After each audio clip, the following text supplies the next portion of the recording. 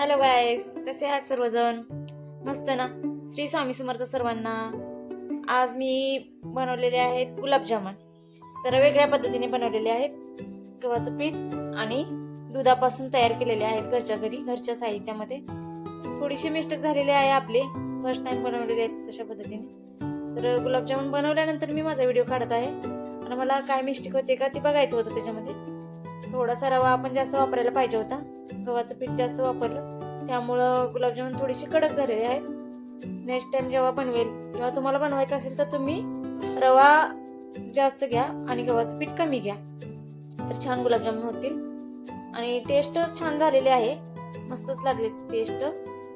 गुलाबजामुन पण मस्त झालेत, पण भिजायला थोडा वेळ लागेल इतकंच. चला तर तुम्हाला दाखवते गुलाबजामुन कसे झाले.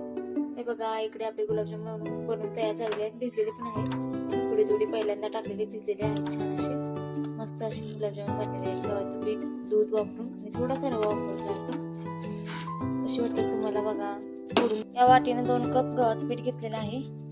या वाटीने हे बघा इकडे त्याला छान असं भाजून घ्यायचं. त्यामध्ये 2 चमचे तूप टाकत आहे मी. तूप टाकून चांगलं भाजून घ्यायचं 1-10 मिनिट मस्त मंद आचेवरती. आपलं पीठ भाजतच आलेलं आहे. एकदम मंद आचेवरती भाजायचं, फास्ट गॅस करून नाही भाजायचं. थोडंसं लालसर गोल्डन कलर येईपर्यंत भाजून घ्यायचं छान असं. आणि मी इकडे दुधापासून खवा पण तयार केलेला आहे.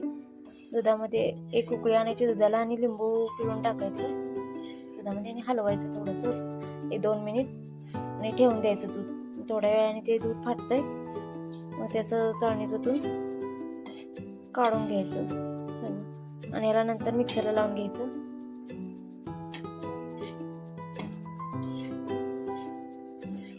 हे बघा, पीठ पण गोल्डन रंग झालेला आहे. भाजत आले जवळजवळ, आणखी थोडंसं भाजलं होतं. मस्त गुलाबजामुन होतात. पूर्ण रेसिपी पहा आणि एकदम डिटेलमध्ये मी माहिती सांगत आहे. हे 1 लिटर दुधाचं खवा आहे आणि 1/2 किलो पीठ होईल. एवढं पावशेर एवढं पीठ आहे. दुधाचं खवा बनवलेला त्याला मिक्सरमधून फिरवून घेतलेलं आहे. एकदम नरम केलेलं आहे. आणि आपण ज्या वाटीनं गव्हाचं पीठ घेतलं होतं त्या वाटीनं अर्धी वाटी रवा घेतलेला आहे. आता आपण हे सर्व मिश्रण एकत्र करून मळून घेणार आहोत. पाणी घालणार नाही याच्यामध्ये. जर लागलं तर दूध घालणार आहोत, थोडंसं किती लागेल थोडं. सर्व मिश्रण आपण काढलेलं आहे, त्याला छान मळून घेणार आहोत. बघूया मिक्स करून पाणी लागतंय, दूध लागतंय का नाही मळण्यासाठी. सतत पाणी. सर्व मिश्रण आपण मळून घेतलेलं आहे. हे बघा, याच्यामध्ये दूध लागतं थोडंसं. जसं लागेल तसं थोडं थोडं दूध घालून तुम्ही मळून घ्या. एकदम दूध ओतू नका, कारण कधी दुधाचं जो खवा बनवलाय तो पातळ होतो, कधी घट्ट असतो.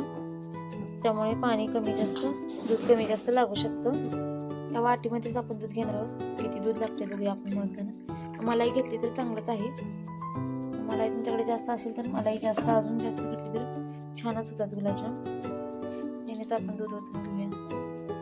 अर्ध्या वाटीच्या थोडं वरती घेतलंय दूध. हे बघा, आपला पिठाचा डो मळून झालेला आहे तयार. आपण त्याला ओला रुमाल करून झाकून ठेवून घेऊ. आपण ओला केलेला आहे रुमाल हा. आणि याच्यावरती 10 मिनिट झाकून ठेवून देणार आहोत. 10 मिनिटांनी आपण गुलाबजाम तयार करायला घेणार आहोत. फर्स्ट टाइम बनवते, कसे बनते बघूया. चांगले झाले तर तुम्ही पण बनवा, नक्की ट्राय करा. भरपूर असे गुलाबजामुन घरच्या घरी खायला. आपलं गुलाबजामुनचं पीठ दिसते तोपर्यंत आपण इकडे वेलचीची पावडर करून घेणार आहोत.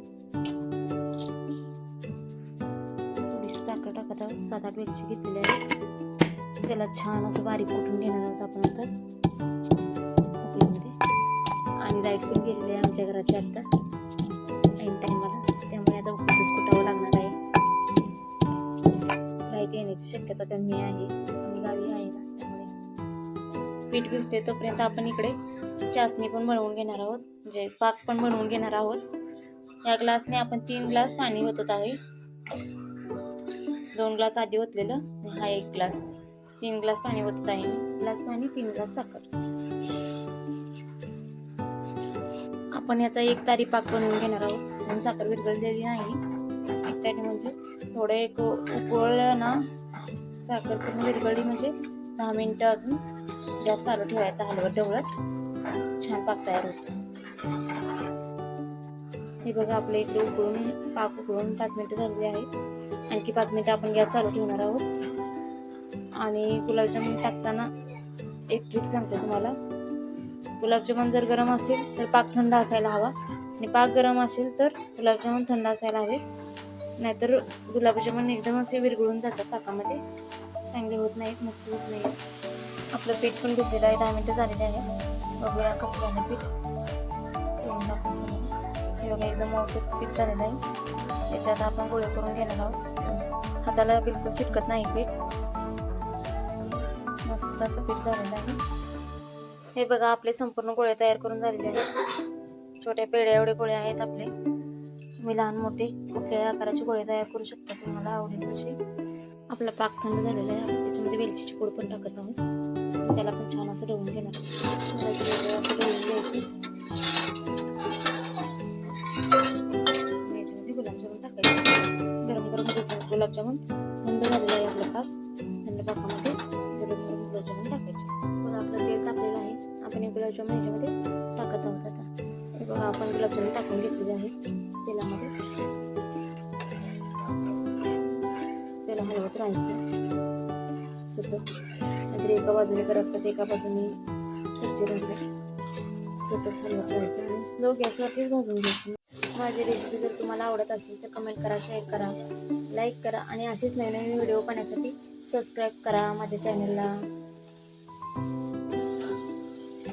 गुलाबजामुन भाजलेले आहेत आपले. आपण आता ते काढून घेतो सगळं चाळणीमध्ये. हे बघा आपले गुलाबजामुन काढलेले आहेत, तळून झालेले आहेत. आपण याच्यामध्ये काढलेले आहेत. ते आता आपण गरम गरम गुलाबजामुन थंड पाकामध्ये टाकत आहोत. चांगले टाकून घ्यायचे, गरम गरमच टाकायचे, आणि थंड पाक आहे ना त्यामुळे. सर्व गुलाबजामुन आपल्या पाकामध्ये टाकून झालेले आहेत. हे बघा मस्त असे गुलाबजामुन दिसत आहेत, खूप छान असे. त्याला आपण 3 तास असेच ठेवणार आहोत, कारण गव्हाच्या पिठाचे आहेत, थोडे कडक झालेले आहेत, त्यामुळं खूप वेळ लागणार आहे भिजायला. त्यामुळे 3 तास आपण ठेवणार आहोत असेच पाकामध्ये.